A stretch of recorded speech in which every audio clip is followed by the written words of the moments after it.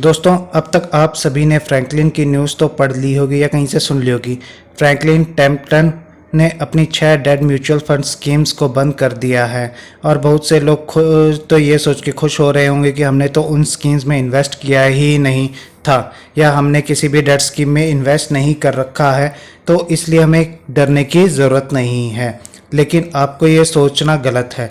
जब भी कोई म्यूचुअल फंड या बैंकिंग सेक्टर्स या कोई भी स्टॉक डिफ़ॉल्ट करता है तो इसका असर मार्केट की दूसरी स्कीम या स्टॉक पर भी पड़ता है। इस वीडियो में हम यही जानेंगे कैसे कि ये सब एक दूसरे से जुड़े हुए हैं और कैसे जानेंगे कि मई में आपको और भी कई सेक्टर्स या स्कीम्स में नुकसान का सामना करना पड़ सकता है।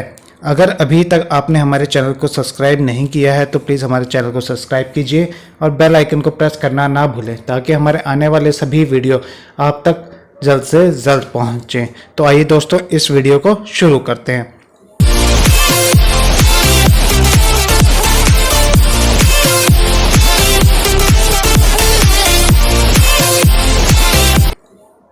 सबसे पहले हम ये जानेंगे कि बॉन्ड और डेट फंड्स में क्या कनेक्शन है और ये दोनों कैसे काम करते हैं। इसे हम एक एग्जांपल के माध्यम से समझने की कोशिश करते हैं। मान लीजिए किसी कंपनी को अपने बिजनेस को ग्रो करने के लिए पैसे की ज़रूरत है तो उसके पास दो ऑप्शन होते हैं। पहला, वो आईपीओ लॉन्च करके इक्विटी से फंड अर्न करे या फिर बॉन्ड के द्वारा मार्केट से पैसा इकट्ठा करे। जब कोई कंपनी मार्केट में इक्विटी या स्टॉक सेल करती है तो वो अपनी कंपनी की हिस्सेदारी किसी को देती है। ज़्यादातर कंपनी अपनी हिस्सेदारी किसी और को देने में हिचकिचाती हैं, तो ऐसे में उनके सामने एक ही रास्ता रह जाता है, बॉन्ड के माध्यम से मार्केट से पैसा इकट्ठा करना। बॉन्ड एफडी की तरह होते हैं। जिस तरह एफडी में हर महीने या क्वार्टरली या ईयरली आपको इंटरेस्ट मिलता है और मेजॉरिटी के टाइम पे प्रिंसिपल अमाउंट वापस मिल जाता है, उसी तरह से बॉन्ड में भी कंपनी अपने इन्वेस्टर को हर महीने इंटरेस्ट पे करती हैं और मार्केट टी के टाइम पे कैपिटल अमाउंट पे कर देती हैं।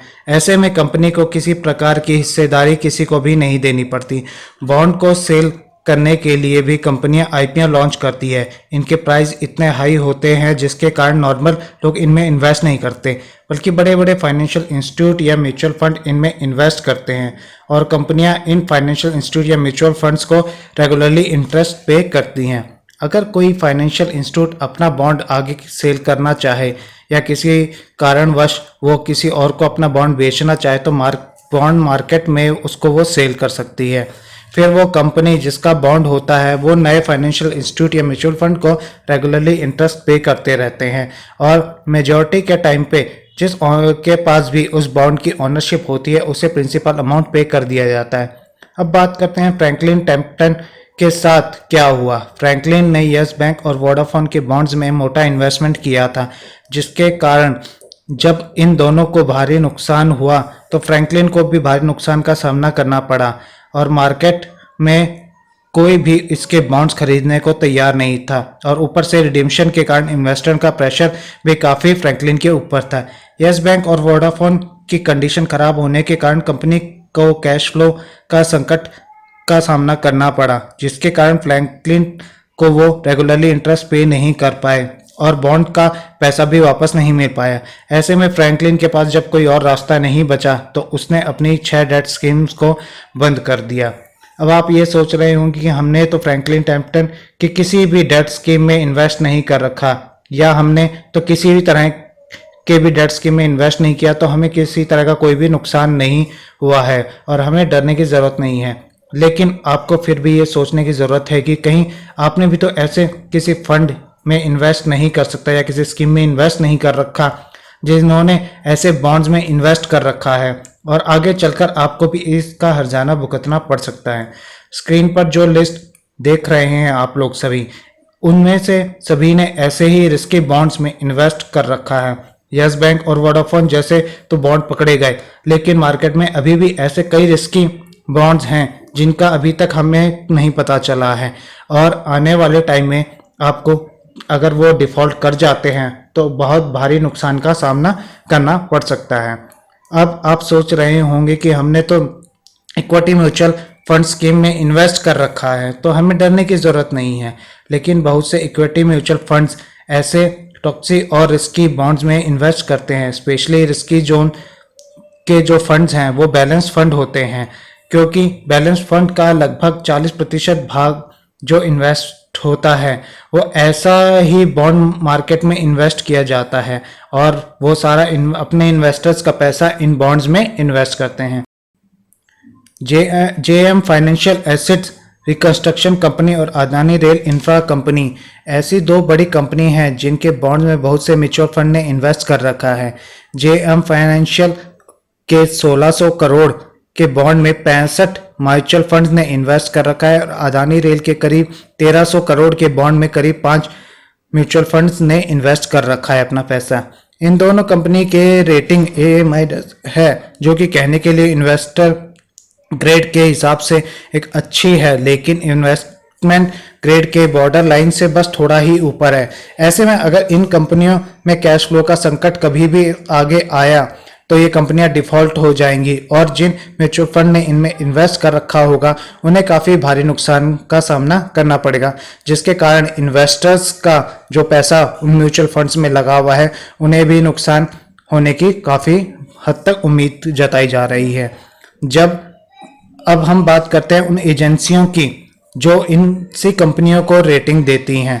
उन पर भी हम कभी आंखें बंद करके पूरी तरीके से भरोसा नहीं कर सकते, क्योंकि 2008 में जब मार्केट क्रैश हुआ था तब इन एजेंसियों ने मार्केट में किसी तरह की कोई न्यूज़ पब्लिश नहीं की थी, जिसके कारण लोगों को भारी नुकसान का सामना करना पड़ा।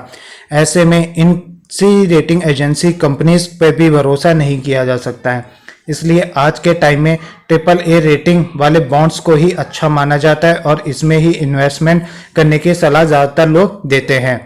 और दूसरे जो रिस्की फैक्टर की बात हम कर रहे हैं वो ये है कि यस बैंक का इस समय जो कंडीशन है वो सबके सामने है। सबको पता है इस समय यस बैंक की कंडीशन काफ़ी ख़राब है, जिसके कारण इनके बॉन्ड्स में जिन फाइनेंशियल इंस्टीट्यूट या म्यूचुअल फंड ने इन्वेस्ट कर रखा है उनके मेजॉरिटी के टाइम जब लोगों को इन्वेस्टर्स का पैसा देना पड़ेगा या जिन्होंने इनके बॉन्ड में इन्वेस्ट कर रखा है उनका पैसा जब रिटर्न करना पड़ेगा तो ये कंपनी इस कंडीशन में नहीं है कि वो उनका पैसा वापस कर सके।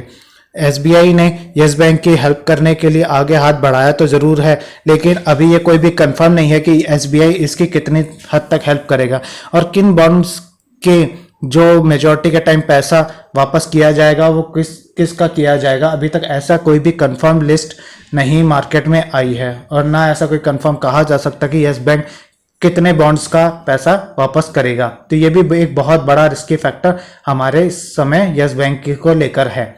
तो आपने देखा कि कैसे एक डिफॉल्ट के कारण एक ऐसी चेन बनती है जिससे कई फाइनेंशियल इंस्टीट्यूट और कई कंपनियां खतरे में आ जाती हैं, जिसके कारण इन्वेस्टर का काफ़ी पैसा डूब जाता है।